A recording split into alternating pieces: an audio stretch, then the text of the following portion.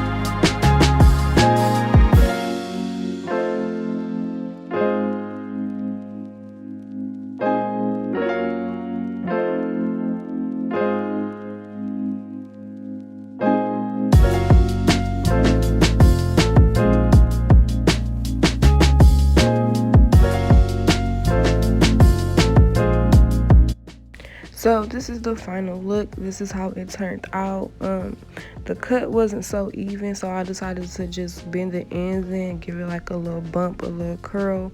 Everybody was loving this look, y'all. If y'all are interested, go shop. You can use my discount code. It will be in the description box. Literally everything that you need to know will be in the description box.